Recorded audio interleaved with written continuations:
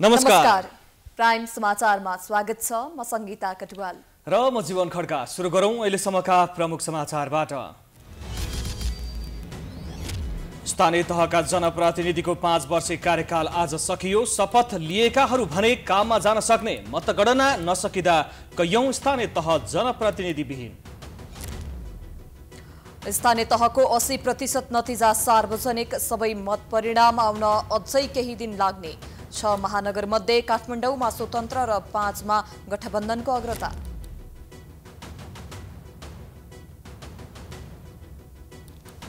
पाँच वर्ष अघिको पहिलो एमाले दोस्रो दलमा झर्दै गठबन्धन दललाई जिताउन राज्य सत्ताको चरम दुरुपयोग भएको निष्कर्ष। जनताको विश्वास भने नघटेको दावी। काठमाडौँमा ढल व्यवस्थापन दीर्घकालीन समस्या। बालाजु माछा पोखरीको तरकारी बजारमा ढल पस्दा करोडौंको क्षति। सरकारवाला निकाय बेखबर, व्यवसायी चिन्तित। प्री बजेट छलफलमा अर्थमन्त्री अनुपस्थित भएपछि प्रतिपक्षको आपत्ति। सभामुखको रुलिङपछि अर्थमन्त्री सहभागी। शेयर बजार मैत्री बजेट बनाउन सांसदको सुझाव। भारतको असममा आएको बाढी र पहिरोमा परेर 9 जनाको मृत्यु। 27 जिल्लाका 60 लाख भन्दा मानिस प्रभावित। र पाहुना टोली युगान्डाले नेपाल विरुद्धको महिला टी20 अन्तर्राष्ट्रिय क्रिकेट सिरिज जित्न सफल। 5 खेलको सिरिजमा 3-0 ले अगाडि।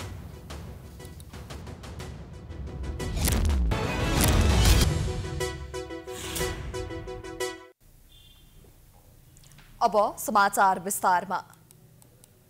स्थानीय तहका जनप्रतिनिधिको 5 वर्षे कार्यकाल आज सकिएको छ। यो सँगै अब नवनिर्वाचित जनप्रतिनिधिहरूले स्थानीय तहको नेतृत्व गर्नेछन्। तर अझै 20% मतगणना बाँकी रहेकोले सबै स्थानीय तहको नतिजा आएको छैन। सोही कारण केही दिन स्थानीय तह जनप्रतिनिधिविहीन हुने देखिएको छ। एक रिपोर्ट।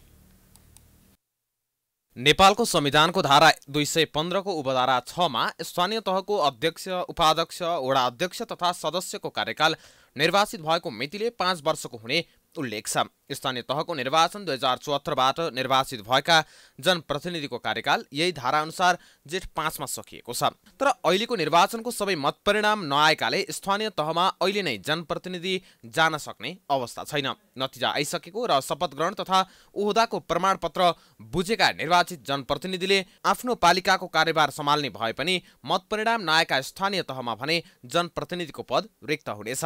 तर नेपालको संविधानले जनप्रतिनिधिविहीन स्थानीय तहको परिकल्पना गरेको छैन। अहिले भइरहेको सुस्त मतगणना नै स्थानीय तह प्रतिनिधिविहीन बनाउने मुख्य कारक बनेको छ। तर यस विषयमा निर्वाचन आयोग भने तर्किरहेको छ। यद्यपि संविधानमा भएको व्यवस्थाले खासै ठूलो असर नगर्ने तर्क आयोगको छ। मतगणनाको नतिजा नआएका पालिकामा कार्यवाहकको रूपमा केही दिन चलाउन सकिने दाबी आयोगको छ, जबकि त्यस्तो व्यवस्था संविधानमा उल्लेख गरिएको छैन। हाम्रो स्थानीय सरकार सञ्चालन ऐनले कतिपय अवस्थामा चाहिँ अब यो कार्यवाहक दिने चाहिँ व्यवस्था छ नि। जस्तै प्रमुख नभए उपप्रमुख अथवा अध्यक्ष नभए उपाध्यक्ष अथवा नभए कर्मचारीले पनि चलाउन सक्ने भन्ने चाहिँ त्यस्तो खालको चाहिँ छ। तर त्यो भनेको एकदमै सर्ट पिरियडको लागि काम चलाउ हो। तर मुख्य कुरा बजेट पास गर्न, निर्णय गर्न, महत्त्वपूर्ण कुराहरू प्लानिङ गर्नको लागि त जनप्रतिनिधि नै चाहिनुहुन्छ। संविधानमा नै नभएको व्यवस्थालाई निर्वाचन आयोगले जबरजस्ती लाद्न खोजेको छ। समयमा नै मतगणना सम्पन्न नगर्ने तर आफ्नो यही दोष लुकाउनको लागि निर्वाचन आयोगले यस्तो बहाना खोजेको टिप्पणी हुन थालेको छ। कानुनका जानकारहरू भने जनप्रतिनिधिविहीन स्थानीय तह संविधानले परिकल्पना नगरेकाले यो ऐन नै संशोधन गर्नुपर्ने बताउँछन्। अहिलेको निर्वाचनमा पनि जनप्रतिनिधिले राजीनामा दिनुपर्ने नियम गराएर यो व्यवस्थाको नै खिल्ली उडेको उनीहरूको तर्क छ। स्थानीय तह कुनै निकाय नभएर सरकार नै भएकाले कुनै पनि सरकार कहिल्यै रिक्त नहुने उनीहरूको भनाइ छ। अहिले स्थानीय तहको स्थानीय निकायमा चाहिँ सरकार छ। सरकार भन्न साथ सरकार कहिले पनि खाली हुन्न, कहिले हुन पनि हुन्न। सङ्घमा खाली नहुने, प्रदेशमा नहुने अनि स्थानीय तहमा खाली हुन्छ र हुन्न। त्यो भावनाले हामीले के भनेका थियौँ भने वास्तवमा चाहिँ सरकारलाई भनौँ न प्राइम मिनिस्टरसँग पनि भेट हुँदाखेरि हामीले कम्तीमा पनि यो स्थानीय सरकार सञ्चालन ऐन जुन छ त्यसलाई संशोधन गर्नु पर्यो। सरकार विहीनताको कल्पनाले गरेका छैन र सरकार विहीनता हुनै हुन्न कहिले पनि। सरकार भन्न साल कि सरकार होइन। संविधानमा उल्लेख गरिएको विषयलाई अक्षरशः पालना गर्नुपर्ने हुन्छ। तर त्यसका छिद्रहरूलाई खोजेर जुन प्रकारले गलत व्याख्या गरिएको छ यसले लोकतान्त्रिक व्यवस्थाको नै धज्जी उडाएको टिप्पणी हुन थालेको छ। स्थानीय तह निर्वाचनको मत परिणाम आउने क्रम जारी छ। हालसम्म नेपाली कांग्रेसले 258 भन्दा धेरै पालिकामा जित निकाल्दा 65 स्थानमा अग्रता लिएको छ। नेकपा एमालेले हालसम्म 168 पालिकामा जित निकालेको छ भने 30 स्थानमा अग्रता लिएको छ। नेकपा माओवादी केन्द्रले 106 स्थानमा जित निकाल्दा 13 स्थानमा अग्रता लिएको छ। नेकपा एकीकृत समाजवादीले 14 पालिकामा जित निकालेको छ भने 19 स्थानमा अग्रता लिएको छ। जसपाले 16 पालिकामा जित निकाल्दै 19 स्थानमा अग्रता लिँदा लोसपाले 3 ठाउँमा जितेर 9 स्थानमा अग्रता लिएको छ। यता काठमाडौँ महानगरपालिकामा स्वतन्त्र उम्मेद्वार बालेन्द्र शाहले अग्रता कायमै राखेका छन् भने भरतपुर महानगरमा गठबन्धनकी उम्मेद्वार रेणु दाहालले पनि अग्रता कायमै राखेकी छिन्। समग्र अवस्था हेर्दा कांग्रेस पहिलो, एमाले दोस्रो र माओवादी केन्द्र तेस्रो बन्ने देखिएको छ।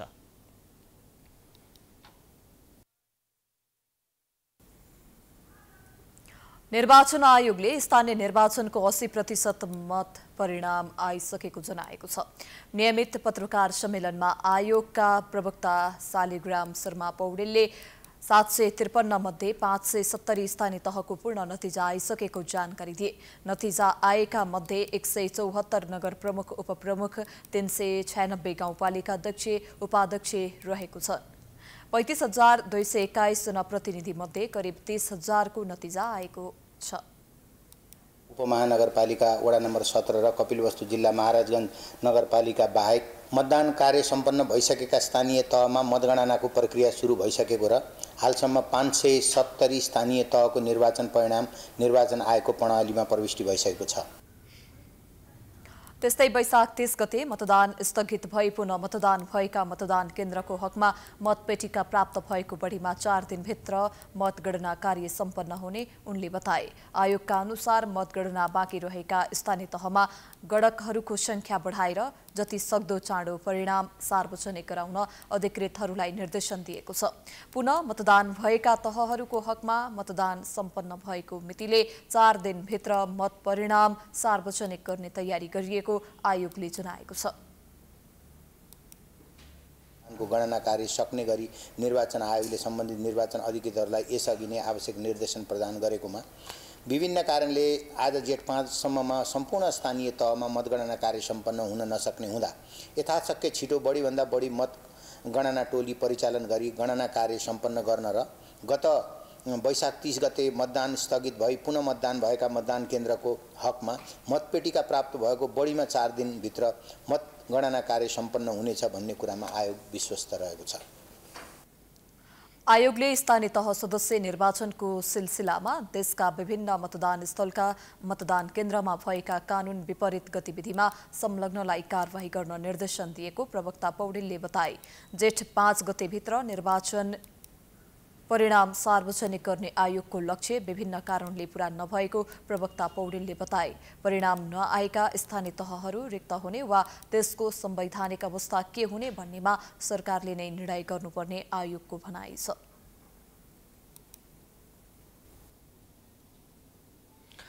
काठमाडौँ महानगरपालिकाकी मेयर उम्मेद्वार सृजना सिंहले आफूले जनताको मतको सम्मान गर्ने बताएकी छिन्। राष्ट्रिय सभागृहमा भइरहेको मतगणना स्थलमा सञ्चारकर्मीसँग कुरा गर्दै सिंहले जति मत आए पनि जनताको मतको सम्मान गर्ने बताएकी हुन्।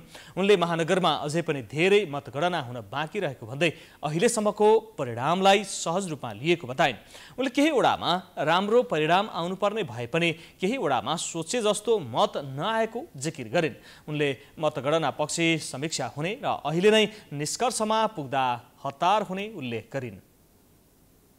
के कारणले भनेर अब त्यो एकचोटि उनै गर्नुपर्छ। अब हामी छलफल गरेर निष्कर्षमा निकालेर मात्रै बोल्न सक्छौँ। अहिले बोल्दा अझ बाँकी छ होइन, त्यसमा अलि हतार हुन्छ कि जस्तो लाग्छ मलाई। हेर्दै जाउँ तपाईँहरूले पनि हेर्दै जानु, समय बाँकी छ नि। हजुर अलिक पल्लो 60,000 सकेको छ होइन, 1,11,90,000मा बाँकी छ नि। त्यसमा अलिक तुरुन्तै बोल्दा हतार हुन्छ जस्तो लाग्छ मलाई। अपेक्षा लागेको होइन, मैले सबै वडामा मलाई आशावादी छु, मलाई सबैले राम्रो दिन गर्नुहुन्छ भनेर। अहिले पनि मेरो राम्रै आइरहेको छ र म एक भोटको पनि सम्मान गर्ने मान्छे हो म। त्यसकारण मलाई दिनुहुने सबैलाई म खुसी छु, तर अझ योभन्दा राम्रो हुन्छ भनेर म आशावादी छु।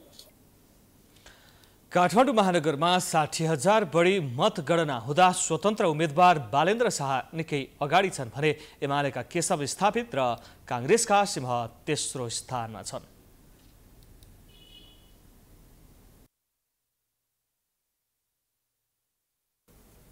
5 वर्ष अघिको जनमतबाट सबैभन्दा ठूलो दल नेकपा एमाले यस पटकको स्थानीय तह निर्वाचनबाट दोस्रो ठूलो दलमा झरेको छ। नेपाली कांग्रेस, नेकपा माओवादी केन्द्र लगायतका सत्तारूढ दल गठबन्धन बनाएर चुनावमा होमिएपछि एमाले ठूलो झड्का बेहोर्नु पर्यो। एक रिपोर्ट। स्थानीय तह निर्वाचनका क्रममा देश दौडामा पुगेका एमाले अध्यक्ष केपी शर्मा ओलीले आत्मविश्वासपूर्ण ढंगले एमाले पहिलो पार्टी बन्ने निर्धक्क दावी गर्दै थिए। कतिपय ठाउँमा त एमाले अध्यक्ष ओलीले आफूहरू क्विन्टल भएको र 5 दल 1 किलोको ढक भनी वच्याए। तर निर्वाचनपछिको परिणाम हेर्दा अध्यक्ष ओलीले क्विन्टल भनी व्याख्या गरेको एमाले दोस्रो दलमा झरेको छ। एमाले यो परिणाम आउनुमा सत्ता दलको घेराबन्दी, सत्ता, प्रहरी प्रशासन, कर्मचारीको प्रत्यक्ष अप्रत्यक्ष सहयोग जस्ता कारण भनी व्याख्या गरेको छ। कारणको समीक्षा हुँदै गर्ला, तर तथ्यले यही बोल्छ कि अब स्थानीय तहमा एमाले दोस्रो ठूलो पार्टी बन्ने निश्चित प्राय रह्यो। अब 2074 सालको मत परिणामको सरसर्ती समीक्षा गरौँ। 753 स्थानीय तहमा एमाले 294 पालिका प्रमुख र 331 उपप्रमुख जितेको थियो। प्रतिशतका हिसाबले यो करिब 40% हो। त्यस्तै नेपाली कांग्रेसले 266 प्रमुख र 223 उपप्रमुख जितेको थियो। यो प्रतिशतको हिसाबले 35% हो। त्यस्तै माओवादी केन्द्रले 106 स्थानमा प्रमुख र उपप्रमुखमा 111 स्थान जितेको थियो।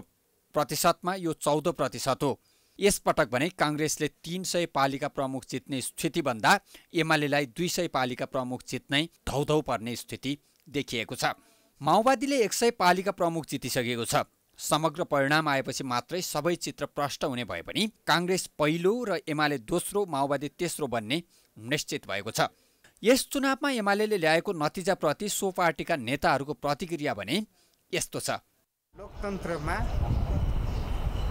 जित र हार स्वाभाविक कुरा हो, तर के हो भने सत्ताको प्रभाव कतिपय हुन्छ र सत्ताको दुरुपयोग पनि हुन्छ। केही ठाउँमा दुरुपयोग भएको छ, त्यसलाई चाहिँ दुरुपयोग भएकोलाई दुरुपयोग भन्न पाउने अधिकार त हुन्छ नि राजनीतिक पार्टीलाई। नेकपा एमाले आत्मबलका साथ एक्लै पनि जस्तो सुकै गठबन्धनको सामना गर्न तयार छ, गरेर अगाडि बढिरहेको छ र भविष्यमा फेरि पनि गर्न सक्छ। सत्ता गठबन्धन यसरी नै प्रदेश र संघीय संसदको निर्वाचनमा गए फेरि पनि एमालेलाई धक्का लाग्ने बताइन्छ। सत्तारूढ गठबन्धन स्थानीय तह निर्वाचनमा प्रमुख दल एमालेलाई दोस्रो ठूलो दलमा झार्न सफल भए। तर मत परिणाम अन्तिम चरणमा पुग्नै लाग्दा गठबन्धनको एक दल एकीकृत समाजवादी भने आफूलाई गठबन्धन भित्रैबाट सहयोग नभएको निष्कर्षमा पुगेको छ। चुनावी समीक्षा गर्नुपर्ने माग गरेको एकीकृत समाजवादी गठबन्धनको विकल्पमा जानुपर्ने अवस्थामा पुगेको जस्तो पनि देखिएको छ। एक रिपोर्ट। स्थानीय तहको मत परिणाम अन्तिम अवस्थामा पुग्ने लाग्दा कांग्रेस पहिलो दल बन्ने निश्चित भयो। एमाले दोस्रो र माओवादीले तेस्रो स्थान हात पारे। तर धेरै सिट अपेक्षा गरेको गठबन्धन घटक एकीकृत समाजवादी भने थोरै सिटमा खुम्चिएको छ। उसको स्थान जनता समाजवादी भन्दा पनि तल झर्ने देखिएको छ। सुरुमै टिकट वितरणमा कांग्रेस माओवादी मिलेर आफूहरूलाई एक्ल्याएको गुनासो त समाजवादीको थियो नै, मतदानमा पनि सहयात्री दलले धोका दिएको समाजवादीको बुझाइ छ। ती दलका शीर्ष नेताहरूले सार्वजनिक रूपमै यस्तो गुनासो गर्दै आएका छन्। एमाले विभाजित भएपछि बनेको एकीकृत समाजवादी जनअनुमोदन हुन पहिलो चोटि चुनावी मैदानमा होमिएको हो। गठबन्धन भित्रैबाट असहयोग भएको विषय शीर्ष नेताको बैठकमा राख्ने तयारी एकीकृत समाजवादीको रहेको छ। यसबीचमा एकीकृत समाजवादीले नेकपा माओवादी केन्द्रसँग एकता गर्न खोजेको, एमालेसँग फेरि सहकार्यका लागि प्रयास भइरहेको जस्ता विषय सहतहमा आएका छन्। तर मूर्त रूपमा गठबन्धन विरुद्ध कुनै राजनीतिक निर्णय लिइहाल्ने अवस्थामा पार्टी नपुगेको समाजवादीका नेताहरू बताउँछन्। अब यो परिणाम नआउँदासम्म त्यस खालको चाहिँ वातावरण बन्छ जस्तो पनि लाग्दैन। परिणाम आएपछि पनि वातावरण बन्छ कि बन्दैन। अहिले देखेको त मैले के हो भनेदेखि यसपछि पनि यो चाहिँ सङ्घीय निर्वाचनसम्म यो गठबन्धन चाहिँ कायम रहन्छ र त्योभन्दा पछि पनि मैले देखेको त के छ भने त्यसपछि पनि गठबन्धनको सरकार अथवा चाहिँ मिलिजुली सरकार नै बन्छ जस्तो लाग्छ मलाई। नेकपा एमालेका अध्यक्ष केपी शर्मा ओलीले पार्टीमा हैकमवाद चलाइएको, पार्टीलाई सामूहिक निर्णयमा नलगेको जस्ता आरोप लगाउँदै माधव कुमार नेपालको नेतृत्वमा गत भदौ 9 गते औपचारिक रूपमा एकीकृत समाजवादी गठन भएको हो। सो पार्टी अवैधानिक भएको भन्दै एमाले 9 महिनासम्म संसद अवरुद्ध गर्यो। अझै पनि एकीकृत समाजवादीको वैधानिकताको विषय सर्वोच्च अदालतमा विचाराधीन छ। पार्टी विभाजन हुँदा एमाले पनि दोस्रो पार्टीमा खुम्चिनुपर्ने अवस्थामा पुगेको छ भने एकीकृत समाजवादीले पनि आशातीत सफलता हासिल गर्न सकेन। चुनावी नतिजा अनपेक्षित ठानेको एकीकृत समाजवादीको आगामी कदम कस्तो हुन्छ त्यो भने प्रतीक्षाकै विषय छ। समाचारको सिलसिला जारी छ, हामी विश्रामपछि आउँछौं। बाँकी समाचारको विश्रामपछि स्वागत छ। अब बाँकी समाचार। टोखा नगरपालिकामा नेकपा एमाले जित हासिल गरेको छ। कुल 11 वडा रहेको नगरमा 9 वडामा एमाले जित दर्ता गरेको छ भने मेयरमा पनि एमालेकै प्रकाश अधिकारीले बाजी मारेका छन्। एक रिपोर्ट। यतिखेर हामी टोखा नगरपालिकाका नगर प्रमुख भर्खरै निर्वाचित हुनुभएका र योभन्दा पहिला पनि एक कार्यकाल सञ्चालन गरिसक्नुभएका, योभन्दा पहिला 74 सालको निर्वाचनमा पनि निर्वाचित भएर यहाँ काम गरिसक्नुभएका मेयर प्रकाश अधिकारीसँग छौँ। निकै प्रतिस्पर्धात्मक रह्यो टोखा नगरपालिकामा मेयरको प्रतिस्पर्धा, मेयरको भिडन्त। तर अन्य वडाहरूमा भने 11 वटा, कुल 11 वटा वडामा 9 वटा वडामा एमाले जितेको छ, होइन त? प्रकाशजी नमस्कार, स्वागत छ यहाँलाई। धन्यवाद, नमस्कार। तपाईलाई सामान्य बहुमतले जित्नुभयो, 100 कति 178 मतले जित्नु भएको छ। यद्यपि वडाध्यक्षहरू 9 जना वडा, सबै जस्तो दुईटा वडाध्यक्ष बाहेक हामी 9 वडाध्यक्ष जित्न सफल भएका छौँ। जनप्रतिनिधिको हिसाबले 38 जना जनप्रतिनिधि जित्न सफल भएको छौँ। 38 जना, कुल कति? कुल 57 जना। तपाईँले जित्नु भएको छ, बहुमतमा हुनुहुन्छ। तपाईँलाई आफ्नो विजयमा धेरै खुसी लागेको छ कि पार्टीले देशव्यापी रूपमा जुन किसिमले हार्दैछ त्यसमा दुःख छ? के छ यतिखेर? बढी के छ मात्रात्मक रूपमा? स्वाभाविक रूपमा अब यो एउटा जुन अवसर पनि हो, चुनौती पनि हो, होइन? र जनसमुदायले म प्रति र हाम्रो नेकपा एमाले प्रति गरेको मायाले पक्कै नै हामी सन्तुष्ट छौँ, होइन? अधिकतम सन्तुष्ट छौँ हामी, होइन? यो अवसर अब जो पाइले पाउँदैन, होइन? अब यो एउटा राजनीतिक यात्रा भनेको सामाजिक यात्रा हो, होइन? यसबाट हामी एउटा पहिचान दिन पनि सक्छौँ, हामी पतन पनि हुन सक्छौँ। त्यो व्यक्तिमा निर्भर गर्ने कुरा हो, होइन? आज मनमोहन अधिकारीको नाम किन स्वर्णिम अक्षरले लेखेको छ भने उहाँले धेरै समय काम गर्न पाउनु भएको थिएन, तर एउटा मात्रै निर्णय गर्नुभयो। त्यस कारण टोखा नगरपालिकाले विगत समयमा पनि हामीले इतिहास रच्ने एउटा जुन छाप छोडेर जाने हामीले दृष्टिकोणको साथ हामी अगाडि बढेका थियौँ। जस्तै हामीले टोखा नगरपालिकाले रगत कुनै पनि नगरवासीले रेड क्रस सेन्टरसँग लिँदाखेरि पैसा तिर्नु पर्दैन भनेर हामीले घोषणा गरेका थियौँ। त्यो एउटा इतिहास रच्यो, होइन?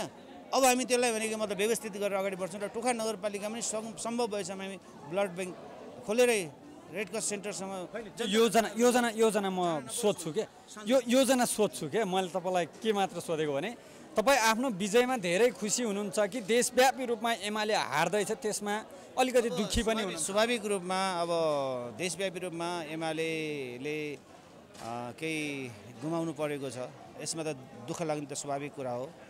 अब महागठबन्धनसँग स्वाभाविक रूपमा एक्लै भिड्छु भनेर जुन आँट गर्नु न सबभन्दा ठुलो त्यो जितको एउटा जुन खुसी हो, जित हो त्यो, होइन? अब तपाईँ 5 जना यहाँ भनेको मतलब के अरे मुक्केबाज छन्, एउटा मुक्केबाजलाई त भनेको स्वाभाविक रूपमा 5 जनाले त हराउँछन्, तर आँट गर्नु सबभन्दा एउटा भनेको एउटा बहादुरी हो, होइन? यो कार्यकाल हामी एमाले पनि एक्लै थियो। जसरी भनेको मतलब 5 दलको त एकदम तपाईँ उनीहरूको जनमतै ठुलो थियो, उनीहरूको सङ्गठनै ठुलो थियो। अब नेपाली काङ्ग्रेस त इतिहास बोकेको पार्टी हो, नेकपा माओवादीले पनि भनेको मतलब लामो समय, होइन, आफ्नो सङ्गठनलाई मजबुत बनाएर अगाडि बढेको। तर एक्लै भिडेको भए कुनै पनि पार्टीले एमालेलाई सक्थेन, होइन? टोखा नगरपालिकामा पनि हो गठबन्धन हुन सकेन, तर आन्तरिक गठबन्धन थियो। त्यस्तो चुनौतीको बावजुद पनि हामीले विजय हासिल गर्नु एउटा ठुलो भनेको मतलब हाम्रो लागि सफलताको विषय बन्न पुगेको छ। स्वाभाविक रूपमा अब हामी फेरि अब जुन हामी पराजित भएको छौँ विभिन्न ठाउँमा, अब त्यसैलाई टेकेर अब आगामी दिनमा जितको सुनिश्चितता बनाउनको लागि यसले पाठ सिकाएको छ। स्वाभाविक रूपमा कहिले जित हुन्छ राजनीतिमा, कहिले हार हुन्छ, होइन? इतिहासले त्यही साबित गरेको छ। तपाईँ कसरी जानुहुन्छ अब मूल कुरा टोखा नगरपालिकाको तपाईँले मुख्य कुरा चाहिँ के गर्नुभयो के गर्न बाँकी थियो अब कसरी अगाडि अब स्वाभाविक रूपमा टोखा नगरपालिकामा धेरै 15-20वटा भिजनहरू हामीले अगाडि सारेका थियौँ टोखाको समुन्नतको यात्राको लागि। अब टोखा एउटा सांस्कृतिक सहर पनि हो, ऐतिहासिक धार्मिक धरोहरले भरिएको सहर पनि हो होइन। 5वटा गाउँ विकास समितिले बनेर के अरे यो बनेको नगरपालिका होइन। प्रत्येक के अरे तत्कालीन गाउँपालिकाको आफ्नै विशेषता छ, त्यो विशेषतालाई झल्काउने हिसाबले त्यसको पहिचान दिने हिसाबले त्यहाँको सामाजिक आर्थिक राजनीतिक सांस्कृतिक कुराहरूलाई जोडेर टोखा नगरपालिकाको पहिला पनि हामीले त्यसैलाई नै अनुसरण गरेर अगाडि बढेका थियौँ होइन। भौतिक कुराहरूलाई शिक्षा स्वास्थ्य कृषि पर्यटन होइन संस्कृतिलाई जोडेर र यो विशेष गरी चाहिँ महिला दिदीबहिनीहरू युवाहरूलाई कसरी सुआर्जन गर्ने खालको भनेको मतलब कार्यक्रम लाने भन्ने सन्दर्भमा हामी घनीभूत छलफल गर्छौँ र आम टोखा नगरवासीहरूसँग नै सरसल्लाह गरेर हामी अगाडि बढ्छौँ र पक्कै नै हामी 5 वर्षमा जसरी विगत 5 वर्षमा गरेका कामले हामीले अहिले सफलता प्राप्त गर्न सक्यौँ, अझ हामी भनेको मतलब आगामी दिनमा स्वाभाविक र मेरो दुई कार्यकाल छ र हाम्रो उत्तराधिकारीले यो जुन चुनौती सामना गर्नु नपरोस्, जो उठे पनि भनेको निर्वाचित जनताले विश्वास गरोस् एमालेलाई भन्ने सन्दर्भ जोडेर हामी आफ्ना विकासका परियोजना अगाडि सार्छौँ। विजय जुलुस चाहिँ कहिलेसम्म गर्नुहुन्छ र कहिलेबाट सुरु, हिजोबाट भयो कि आजैबाट हो, कहिलेसम्म जान्छ यो लगातार? स्वाभाविक रूपमा हाम्रो यो विजय र्याली वडा केन्द्रित गरे हामीले यो गर्नु पनि पर्थ्यो। अब हामीले अहिले विजय र्याली हजारौँ मान्छे ल्याएर हामी सडकमा उतारेर विजय र्याली कहिलेसम्म गर्न सक्थ्यौँ, तर त्यसलाई हामीले नगरौँ किनभने यातायात अवरोध हुन्छ। भोलि जनसमुदाय प्रश्न त हामीलाई नै गर्ने हो, त्यस कारण हामी वडा केन्द्रित गरेका छौँ। हामी जुन बेलासम्म 11 वडा सकिँदैन तपाईँसँग हामी यो विजय र्याली गरिरहन्छौँ। कहिले हिजोबाट सुरु गर्नुभयो कि हिजोबाट सुरु? अब आज 2टा वडाको हुन्छ, 3टा सकिन्छ। भोलि हामी 4वटा वडा गर्छौँ, अब 7वटा सकिन्छ। हामी 3-4 दिनभित्रमा विजय र्याली सक्छौँ। हामी 4 दिन चाहिँ लगातार होइन बाजा गाजा सहित जुलुस गर्छौँ। हुन्छ, धन्यवाद, बधाई छ तपाईँलाई, राम्रो गर्नु, शुभकामना पनि छ। धन्यवाद। अब स्वाभाविक रूपमा पुनः प्रकाश अधिकारीको नेतृत्वले पनि गर्छ भनेर जनसमुदायले विश्वास गरेपछि नराम्रो गर्ने त कुरै भएन। हामी राम्रै गर्छौँ। टोखाको तपाईँले 5 वर्ष बितेपछि तपाईँ मलाई प्रश्न गर्न आउनुहोस्, ओ टोखा नगरपालिकाको जनप्रतिनिधि एमालेको जनप्रतिनिधिले बनाएछ भन्ने किसिमको भावना प्रस्तुत गर्ने नै हाम्रो दृष्टिकोण छ र हामी राम्रो गर्छौँ। हुन्छ, हामी सँगै रहनेछौँ निरन्तर। नमस्कार। हस् दर्शकबिन, यहाँलाई हामीले देशैभरिका जुन किसिमले अहिले मतदान प्रक्रिया समाप्त भएर मतगणनाका जुन मत परिणामहरू हुन् ती सार्वजनिक हुँदैछन् र सार्वजनिक हुँदै गरेका मत परिणामहरूको हामी प्रत्यक्ष रूपमा विभिन्न स्थानबाट जानकारी गराइरहेका छौँ। आज हामीले टोखा नगरपालिकाको यो जुन विजय र्याली हो त्यो र यहाँका केही प्रतिक्रिया जोड्यौँ। यहाँ केही वडाध्यक्षहरू पनि हुनुहुन्छ होइन? तपाईँ कुन वडाको? टोखा नगरपालिका वडा नम्बर 3 को वडा रमेश नङ्गोला। रमेशजी, खुसी लागिरह होला होइन? सर्वप्रथम सबैलाई नमस्कार। मलाई अहिले खुसी भन्दा पनि भावुक छु। म 5 वर्षपछि मैले गरेका कामहरू मैले सन्तुष्ट रूपमा योजनाहरू फुलफिल भएपछि साह्रै खुसी हुन्छ, आभारी हुन्छ। अहिले पहिलो कार्यकाल हो? पहिलो कार्यकाल छ। अहिले कति मतले जित्यो? 242 मतले जित्यो। टक्कर नै रहेछ है सबैतिर। हामी विगतमा 218ले हारेको थियौँ यो वडा 74 सालमा, अहिले 242मा हामी जित्यौँ। के गर्नुहुन्छ त वडाका लागि? वडाको फेरि छुट्टै छ क्षेत्राधिकार।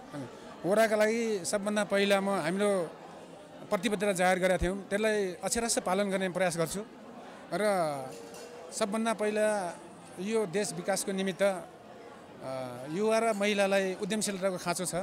उद्यमशीलताको कार्यक्रमहरू हामी मेयर साहबसँग सहकारी गरेर अगाडि लानेछौँ भन्ने पनि म वचनबद्धता दिन्छु। धन्यवाद। महिलाको कुरो गर्नुभयो, महिला सहभागिता पनि जोडौँ। यहाँको प्रतिक्रिया? नमस्ते, धन्यवाद।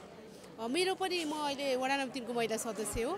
मैले पनि आम महिलाहरूको चाहिँ आवाजहरू बुलन्द गर्ने, हरेक महिलाहरू पछाडि पर्नुभएकाहरूलाई चाहिँ एउटा उहाँहरूलाई सहयोग गरेर कसरी हुन्छ त उहाँहरूलाई उत्थान गरेर अगाडि बढाउने मेरो चाहिँ लक्ष्य छ। कति मतले जित्नु? म 34 मतले जितेको छु। मतले जित्नु भएको छ। महिलाकै लागि काम गर्नुहुन्छ? म महिला सम्पूर्ण महिलादेखि लिएर युवा होइन, समाजमा हरेक विकास निर्माणदेखि भौतिक पूर्वाधारहरू हुन्छ, यो शिक्षा स्वास्थ्य होइन, हाम्रो यो भौतिक पूर्वाधारहरू, तपाईँको चाहिँ युवा स्वरोजगार यो संस्कृति सम्पदा पर्यटन सम्बन्धी हरेक आइपर्ने हाम्रा जुन जिम्मेवारीहरू छन्, जनताले जुन विश्वास गरेर हामीलाई अमूल्य मत दिनुभएको छ, यसलाई हामीले सहस्र स्वीकारेर हामीले उहाँहरूको चाहिँ विश्वासलाई एउटा चाहिँ ढुक्क साथ हामी काम गर्न चाहिँ तयार छौँ। त्यही भनेर हामी अगाडि बढिरहेको छौँ। अनुभूति कस्तो भइराखेको छ यति? अनुभूति एकदमै जनताहरूले जुन दिनुभएको यो उहाँहरूको अमूल्य मतलाई आत्मसात गर्दै उहाँहरूको विश्वासलाई हामी कदर गर्दै होइन एकदमै खुसी छु र उहाँहरूले दिनुभएको जिम्मेवारीप्रति एकदमै आभार व्यक्त गर्न चाहन्छु। धन्यवाद।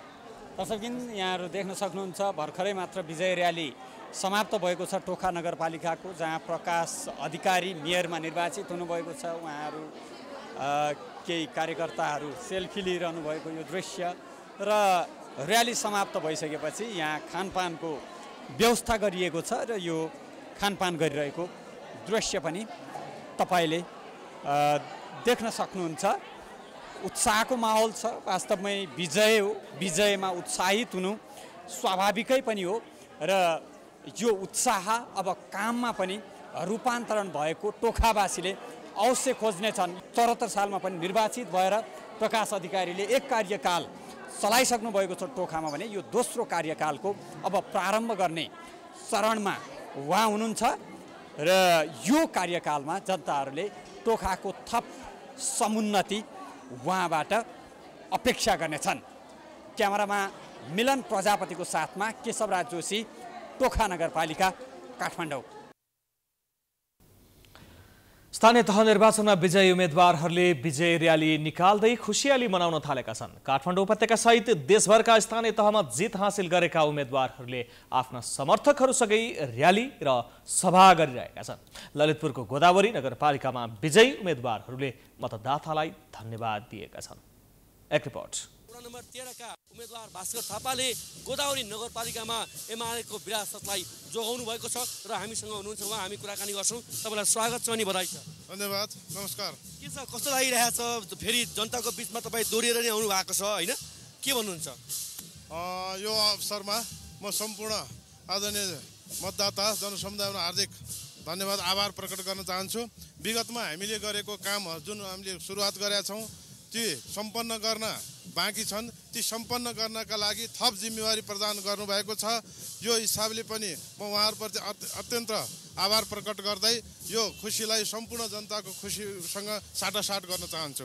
गजेन्द्र महर्जन को चाहिँ प्रतीक्षामा पनि छौँ। गजेन्द्र महर्जन जसले यहाँ पुनः 2074 पनि उहाँको टिम गजेन्द्र महर्जन र मुना अधिकारी विजय हुनुभएको थियो भने अहिले पनि उहाँकै दुवैजनाको टिम विजय भएको छ, गजेन्द्र महर्जन र मुना अधिकारीको टिम। हामी गोदावरी नगरपालिकामा छौँ र गोदावरी नगरपालिकाको अन्तिम मत परिणाम सार्वजनिक भइसकेको छ र यति बेला गोदावरी नगरपालिकाको अन्तिम मत परिणाम सार्वजनिकपछि विजय उत्सव र विजय र्याली भइरहेको दृश्य र अब यताबाट म तपाईँलाई थोरै दृश्य जोड्छु। यो दृश्य मुनिकृष्ण महर्जनजीसँग नि कुराकानी गर्छौँ थोरै। उहाँले यस क्षेत्रको चाहिँ निर्वाचनमा विशेष गरी यो गोदावरी क्षेत्रको चाहिँ एउटा कमान्डरको रूपमा चाहिँ आफूलाई उभ्याएर चाहिँ लाग्नुभएको थियो जनताको बिचमा। के छ, अब त मतगणना पनि सकियो होइन, कस्तो लागिरहेछ तपाईँलाई? एकदमै अब जनतामा चाहिँ उत्साह जागेको छ। यो चाहिँ नेपाली काङ्ग्रेसको लागि यो चाहिँ अहिले यो चाहिँ उत्साह नै हो। यो चाहिँ अहिले हाम्रो गोदावरी नगरपालिकामा नेपाली काङ्ग्रेसले इतिहास रचेको छ। मेयर उपमेयर लगायत 14 वडा मध्येमा हामीले नेपाली काङ्ग्रेसले 11 वडा नेपाली काङ्ग्रेसले जितेको छ। यो चाहिँ हाम्रो जित होइन, यो जनताको जित हो र सम्पूर्ण गोदावरी नगरवासीको जित हो। यसमा चाहिँ अब जनताले जसरी नेपाली काङ्ग्रेसलाई विश्वास गरेर मत हाल्नु भएको छ, सम्पूर्ण गोदावरी नगरवासीहरूलाई चाहिँ मेरो व्यक्तिगत तर्फबाट र सिङ्गो पार्टीबाट चाहिँ उहाँहरूलाई विशेष धन्यवाद व्यक्त गर्न चाहन्छु। कस्तो लागिरहेछ? एकदमै अहिले चाहिँ उत्साह छाएको छ, खुसी पनि छु म यस अर्थमा कि सम्पूर्ण नगरवासीहरूले फेरि पनि मलाई चाहिँ आफ्नो अमूल्य मत दिएर चाहिँ विजय गराउनु भएको छ। उहाँको मतलाई म खेर जान दिने छैन। एकदम जसरी उहाँहरूले मलाई विश्वास गर्नुभएको छ त्यसरी नै मैले चाहिँ यहाँहरूको मन जितेर काम गर्नेछु भन्ने कुरा आज यो टेलिभिजन मार्फत म प्रतिबद्धता पनि गर्न चाहन्छु। हामीसँग गजेन्द्र महर्जनजी हुनुहुन्छ, हामी उहाँसँग कुराकानी गर्छौँ। तपाईँलाई शुभकामना, बधाई छ। धन्यवाद, धेरै धेरै धन्यवाद तपाईँको प्राइम न्युजलाई। के के छ यो चाहिँ निर्वाचन अवधिभरि दोहोरिएर फेरि जनताको बिचमा जानुभयो, फेरि चुनाव जित्नुभयो र आज फेरि अब 5 वर्षको एउटा बागडोर सम्हाल्ने या लिड गर्ने तरिकाले तपाईँ गोदावरीमा आउँदै हुनुहुन्छ र यो नयाँ भवनमै छौँ हामी अहिले होइन। अब तपाईँहरूको सम्मत यो पदावधि शपथपछि यहाँ नै हुन्छ होला होइन। के छ, के भन्न चाहनुहुन्छ? सबैभन्दा सुरुवातमा चाहिँ कस्तो रह्यो चुनावको अवधि? गठबन्धन थियो ललितपुर जिल्लामा होइन, अनि कस्ता चाहिँ कुराहरू, कस्ता चिजहरू, दुःख सुख कस्तो अनुभव रह्यो, त्यहाँबाट सुरु गरौँ। सबैभन्दा पहिले जुन चाहिँ अपार माया समर्थन गोदावरी नगरवासीले दिनुभएको छ हामीलाई, अमूल्य आफ्नो मत दिएर उहाँलाई म विशेष धन्यवाद दिन चाहन्छु हाम्रो आम नगरवासीलाई। र दोस्रो कुरा जुन मलाई हामीलाई पार्टी विश्वास गरेर जुन चाहिँ हामीलाई टिकट दिनुभयो नेपाली काङ्ग्रेस पार्टीले पनि म विशेष धन्यवाद दिन चाहन्छु। र सुख दुःख भन्ने कुरा चाहिँ अब यो मैदानमा उत्रिँदाखेरि दुःख भन्ने कुरा पनि हुँदैन, सुख पनि सधैँ हुँदैन। त्यसकारण यो एउटा थप जिम्मेवारी हिजो 5 वर्ष चलाइसकेको अनुभवको कारणले पनि नगरवासीले थप जिम्मेवारी दिनुभएको छ। यो जिम्मेवारीलाई एकदम कुशलतापूर्वक एकदम विकासलाई अगाडि बढाउने हिसाबमा म अगाडि बढ्छु।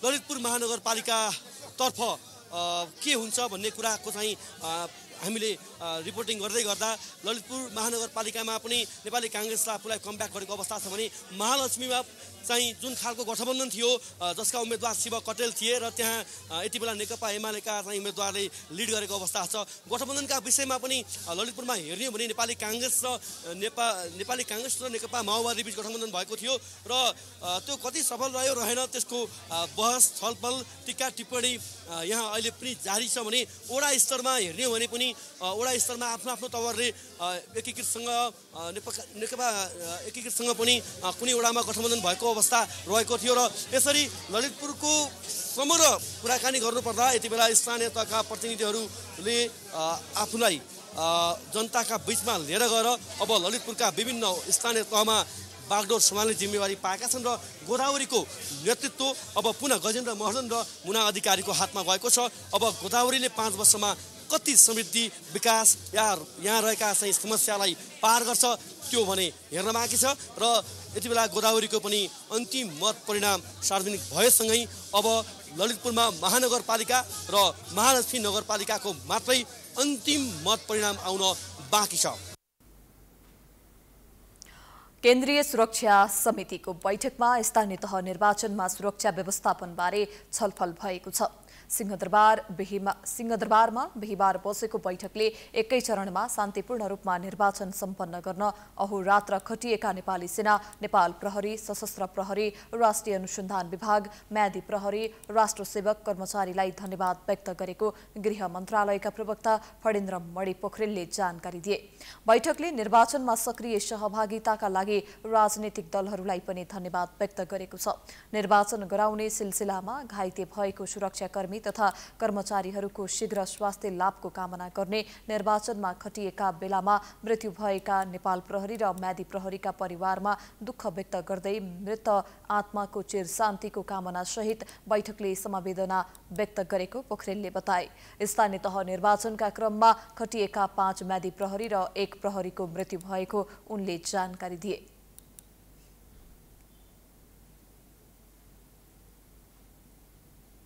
निर्वाचनको क्रममा हाम्रा केही सुरक्षाकर्मीहरू घाइते हुनुभएको छ, केही मृत्यु हुनुभएको छ।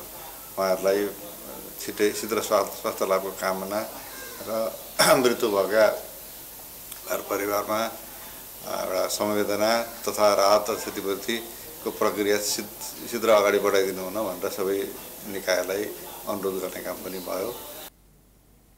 बैठकमा गृहमन्त्री बालकृष्ण खाँडले एकै चरणमा सीमित स्रोत र साधन उपयोग गरेर छिटफुट घटना बाहेक शान्तिपूर्ण रूपमा निर्वाचन सम्पन्न हुनु महत्त्वपूर्ण रहेको बताएका थिए।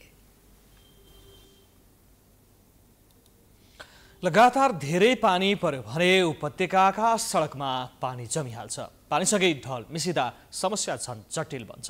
यस्तो दीर्घकालीन समस्याको समाधानमा सरकारवाला निकायको ध्यान पुगेकै देखिँदैन। यही ढल व्यवस्थापनकै समस्याका कारण बालाजु माछा पोखरी तरकारी बजार पूर्ण रूपमा बन्द हुने अवस्थामा पुगेको छ।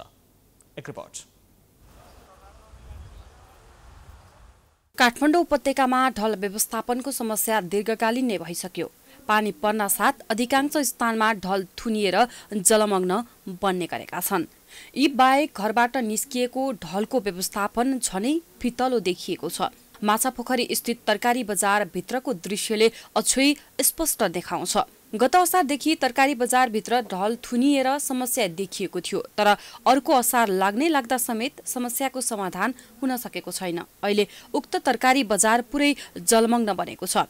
कतिपय व्यवसायीहरूको त केही दिन यता पसलको सटर नै खोल्न नमिल्ने गरी फोहोर पानीले जलमग्न बनेको छ। अधिकांश व्यापारीहरूको व्यवसाय नै चौपट बनेको छ। हामीले व्यवसायको तर्फबाट दिनुपर्ने सल्लाह सुझाव त्यसपछि गएर हामीले दिने दबाबहरू एकदमै दियौँ। तर के भयो भन्नु होला भनेदेखि कालीमाटी बजार विकास समितिले चासो नदिएको हो अथवा 16 नम्बर वडा एकदमै लाचार चाहिँ 16 नम्बर वडा, यो क्षेत्र 16 नम्बर वडाको पर्छ। 16 नम्बर आफ्नो वडामा ढलको एउटा व्यवस्थापन गर्न नसक्ने हाम्रा जनप्रतिनिधिहरू पनि छन् यहाँ, हैन? यो अवस्थामा देशको विकास कसरी गर्लान् जनप्रतिनिधिहरूले, एउटा विषय थियो। अर्को विषय के छ भनेदेखि कालीमाटी बजार विकास समितिमा जति कर्मचारी छन् सबै तल मात्र खानिन्छन्। नेपाल सरकारका कर्मचारी भनौँदा जो कर्मचारीहरू छन् उनीहरू पनि खालि के गर्ने भन्दा तल मात्र खाने हो, काम चाहिँ नगरिदिने हो।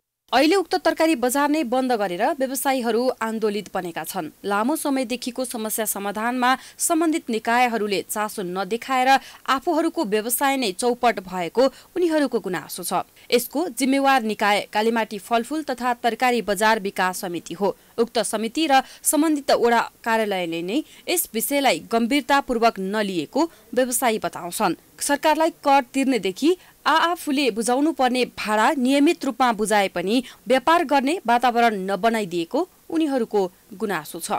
अब जुन मुख्य मान्छेले नै नसुनेर नगरिदिएपछि के लाग्दो रहेछ, यहाँ 1 वर्ष भयो ढल डुबेको, 10 महिनादेखि यस्तै डुब्दै आउँदाखेरि आजसम्म गरौँ भन्दाखेरि आजसम्म कति चिठी पठाइयो, कति गइयो, कति धर्ना हाल्यो, कति बसियो, केही सिप लागेन, केही सिप नलागेर आजबाट अब हेर्न पनि आउनु छोड्नुभयो। आजदेखि त उहाँहरू यता कालीमाटी बजार विकास समितिले भने ढल खोल्ने पटक पटक प्रयास गरे पनि ढल खोल्न नसकेको स्वीकार गरेको छ। यसका लागि महानगरपालिका लगायत सम्बन्धित निकायसँग समन्वय भइरहेको समितिका उपनिर्देशक विनय श्रेष्ठ बताउँछन्। अब तत्कालीन प्रयासहरू गर्यौँ, प्रयास गर्दाखेरि पनि केही समस्याहरू समाधान भए तापनि अब वर्षा हाबी भइसकेको कारणले गर्दाखेरि त्यो समस्याले समाधान गर्ला जस्तो लाग्दैन। तापनि काठमाडौँ महानगरपालिकासँग हामीले समन्वय गरेर अब त्यहाँ भएको ढललाई पारी क्रस गर्ने होइन, त्यही सँगसँगैको गल्ली हुँदै रिङ रोडसम्मको ठुलो ढलमा मिस्याउनको लागि हामीले चाहिँ प्रयास गरिरहेछौँ। उपभोक्ता समिति मार्फत उपभोक्ता समिति नै गठन गरेर त्यसमा हामीले लागत साझेदारी के कति गर्नुपर्छ त्यसको लागि हामी सहमत भएर त्यसको प्रक्रियाहरू चाहिँ बढिरहेको छ र त्यो चाहिँ अब मलाई लाग्छ काठमाडौँ महानगरपालिकामा निर्णयको प्रक्रियामा छ। अहिले सम्पूर्ण जनप्रतिनिधि चुनावमा होमिएका छन्। यस्ता विषयलाई उनीहरूले नजरअन्दाज गरिरहेका छन्। व्यवसायीहरू अहिलेसम्म करिब 2 करोड घाटा बेहोरिसकेको बताउँछन्। त्यहाँ रहेका अधिकांश सामान कुहिएर फालिएको छ। व्यवसायीले फोहोर पानी मिसिएका तरकारी बेचेर आम नागरिकको स्वास्थ्यमा असर पुग्ने डरका कारण सम्पूर्ण तरकारी बजार नै ठप्प पारेका छन्। विशेष गरेर तपाईँको यस्तो किसिमले चाहिँ डुबेका सामानहरू उपभोक्ताहरूले युज गर्नुहुन्छ कि हुँदैन त? मानव स्वास्थ्यमा के कति हानि पर्छ त, होइन? त्यो भनेर पनि हामीहरूले चाहिँ आफ्नो चाहिँ व्यवसाय चाहिँ उपभोक्ताको हितको लागि पनि बन्द गरिआयौँ, होइन? र समितिको लागि चाहिँ हामीले यो बजार बन्द गरिसके पछाडि विभिन्न किसिमको पहल गर्दा उहाँहरू भन्नुहुन्छ तपाईँहरू पसल खोल्नुहोस् भन्नुहुन्छ, होइन? पसल त हामी खोलिदिन्छौँ, मानव स्वास्थ्यलाई उहाँहरूले ख्याल गर्नु पर्दैन? तपाईँको चाहिँ यहाँको व्यापारीहरूको अवस्थालाई चाहिँ उहाँहरूले ख्याल गर्नु पर्दैन, होइन? तपाईँको उहाँहरूले केही लिएपछि केही दिनु पर्दैन? तपाईँको एउटा कोही कोठामा भाडामा बसिसकेपछि टोयलेट बाथरुम सारा बनाउने काम एउटा घरबेटीले त गर्छ। बजार विकास समिति चाहिँ तपाईँको घरबेटी भइसकेपछि यो काम गर्नु पर्दैन? यो त एउटा उदाहरण मात्रै हो। यो तरकारी बजार जस्तै समस्या उपत्यकाका धेरै ठाउँमा देखिन्छन्। वर्षाका बेला पानी जम्ने, बस्ती डुबानमा पर्ने, ढल फुट्ने जस्ता समस्यालाई दशकौंदेखि काठमाडौँ उपत्यकावासी पीडित छन्। समस्याको दीर्घकालीन समाधानको पहल भने कतैबाट पनि हुन सकेको छैन। समाचारको सिलसिला अझै जारी छ। हामी विश्रामपछि आउँछौँ। बाँकी समाचारको साथमा विश्रामपछि पुनः स्वागत छ। अब आर्थिक समाचार।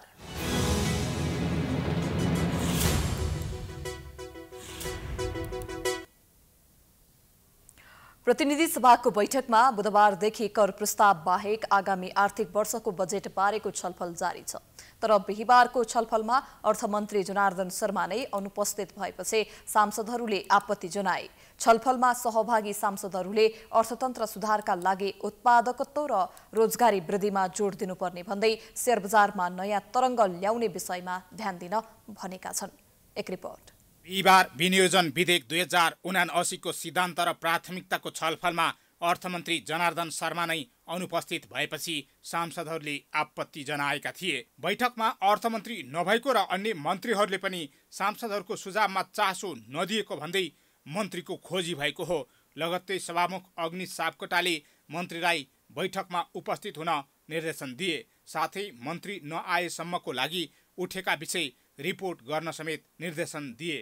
उता अर्थमन्त्रीको सचिवालयले भने सांसदहरूको ध्यानाकर्षणलाई सम्मान गर्दै संसदमा उठेका सबै विषय टिपोट गरी अर्थ मन्त्रालयमा आउने व्यवस्था मिलाएको स्पष्ट पारेको छ। छलफलमा सहभागी हुँदै नेपाली काङ्ग्रेसका सांसद विनोद चौधरीले आगामी बजेटले पुँजीगत खर्च बढाउने सक्षमता देखाउन सरकारले चालु आर्थिक वर्षसँगै आगामी आर्थिक वर्षको बजेटमा ध्यान दिनुपर्ने बताए।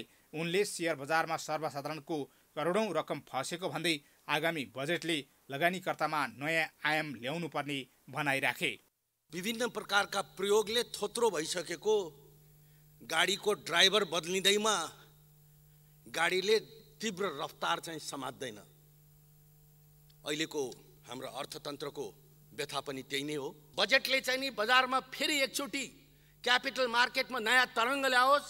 धेरै नेपाली आम नागरिकहरूको पुँजी डुबेको छ। 1/3 क्यापिटल इरोड भएको छ। ब्याङ्कहरूमा पुँजी तरलताको अभावको कारणले 7% को हाराहारीमा रहेको ब्याज दर बढेर 15% पुग्ने स्थितिमा पुगेको छ। राष्ट्र ब्याङ्कसँग रहेको 500 अरबभन्दा बढ्ताको पुँजी बजारको लिक्विडिटीमा जाओस्। नेकपा माओवादीका सांसद गिरिराज मणि पोखरेलले गरिबीलाई शून्यमा झार्ने हो भने रोजगारी र स्वरोजगारीमा जोड दिनुपर्ने बताए। अर्थतन्त्र सुधारका लागि उत्पादकत्व र रोजगारी वृद्धि पहिलो प्राथमिकतामा पर्नुपर्ने उनको भनाइ छ। हामीले गरिबीलाई शून्यमा झार्नुपर्ने हो भने रोजगारी र स्वरोजगारीमा जोड दिनुपर्छ। तथ्याङ्क हेर्ने हो भने 15 देखि 29 वर्षका 19.2% युवाहरू बेरोजगार छन्। यो सङ्ख्या 57 लाख हुन जान्छ। अहिलेको चुनावमा तिनै युवाहरूले मतदान गरेका छन्। तीन तहको सरकारले मात्र होइन, गैर सरकारी र समुदायलाई पनि परिचालन गरेर उनीहरूलाई शिक्षा, स्वास्थ्य, रोजगारी र सुखमय वातावरण सहितको सुरक्षित घर दिने बाटो देखाउनुपर्छ। जसपाका सांसद प्रमोद शाहले राज्यले कृषि क्षेत्रलाई प्राथमिकतामा राख्ने गरेको तर अनुदानमा मोनिटरिङ गर्न नसकेको बताए। कृषिको अनुदान वास्तविक किसान कहाँ पुग्न नसकेको भन्दै उनले कृषिमा देखिएको विकृति रोकिने खालको बजेट आवश्यक भएको उल्लेख गरे। बजेट उत्पादनमुखी हुनुपर्ने उनको भनाइ छ। कृषि क्षेत्रलाई प्राथमिकतामा राखिएको पनि छ, तर जति पनि अनुदानहरू गएको छ त्यसको मोनिटरिङ चाहिँ भएको अवस्था छैन र मोनिटरिङ नभएकोले त्यो अनुदान जसलाई जानुपर्ने हो त्यसलाई नगएर अन्यत्र गएको अवस्था छ र त्यो कृषि क्षेत्रलाई हामीले जुन रूपमा प्राथमिकतामा राखेर अगाडि बढाउन खोजेका छौँ त्यो रूपमा बढेको अवस्था छैन र हाम्रो बजेट जहिले पनि उत्पादनमुखी हुनुपर्ने तर चाहिँ उत्पादनमुखीलाई प्राथमिकतामा राखेर त्यो बजेट चाहिँ आएको अवस्था छैन र त्यो अनुसारको व्यवस्थापन पनि भएको अवस्था छैन। अर्थतन्त्रबारे बजेटको बेला मात्र छलफल हुने तर अरू बेला अर्थतन्त्र कता गइरहेको छ भन्नेबारे कोही पनि गम्भीर बन्न नसक्नु दुःखद रहेको भन्दै सांसदहरूले सरकारको ध्यानाकर्षण गराएका छन्। प्राइम टाइम्स एचडीका लागि हरिशरण नेउपाने, काठमाडौँ। अब अन्तर्राष्ट्रिय समाचार।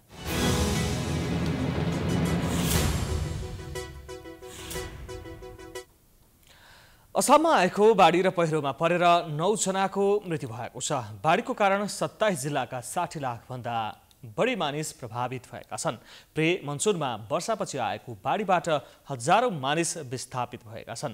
अहिलेसम्म 48,000 मानिसहरूलाई विभिन्न 248 वटा राहत शिविरमा स्थानान्तरण गरिएको छ। बाढीबाट सबैभन्दा बढी पूर्वी होजाई र काँचर जिल्ला सबैभन्दा बढी प्रभावित भएका छन्। अब खेलकुद समाचार।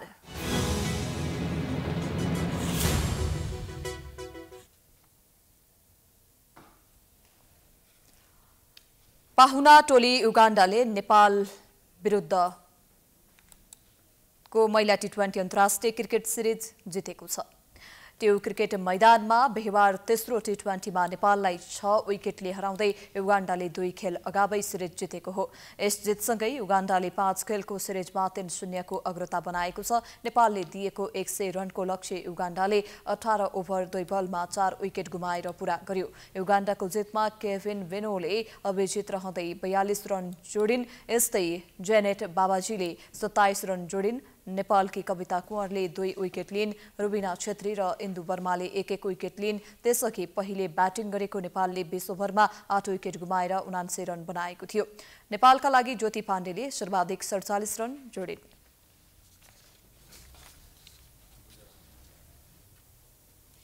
यसअघि हामी समाचारको अन्त्यमा आइपुगेका छौं। जाँदा जाँदै प्रमुख समाचार पुनः एकपटक। स्थानीय तहका जनप्रतिनिधिको 5 वर्षीय कार्यकाल आज सकियो। शपथ लिएकाहरू भने काममा जान सक्ने, मतगणना नसकिँदा कैयौं स्थानीय तह जनप्रतिनिधिविहीन।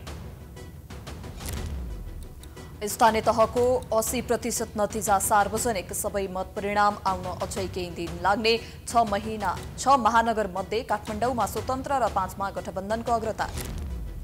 5 वर्ष अघिको पहिलो एमाले दोस्रो दलमा झर्दै गठबन्धन दललाई जिताउन राज्य सत्ताको चरम दुरुपयोग भएको निष्कर्ष। जनताको विश्वास भने नघटेको दाबी। काठमाडौँमा ढल व्यवस्थापन दीर्घकालीन समस्या। बालाजु माछा पोखरीको तरकारी बजारमा ढल पस्दा करोडौंको क्षति। सरोकारवाला निकाय बेखबर, व्यवसायी चिन्तित। प्री बजेट छलफलमा अर्थमन्त्री अनुपस्थित भएपछि प्रतिपक्षको आपत्ति। सभामुखको रुलिङपछि अर्थमन्त्री सहभागी। शेयर बजार मैत्री बजेट बनाउन सांसदको सुझाव। भारतको असममा आएको बाढी र पहिरोमा परेर 9 जनाको मृत्यु। 27 जिल्लाका 60 लाख भन्दा मानिस प्रभावित। र पाहुना टोली युगाण्डाले नेपाल विरुद्धको महिला T20 अन्तर्राष्ट्रिय क्रिकेट सिरिज जित्न सफल। 5 खेलको सिरिजमा 3-0 ले अगाडि।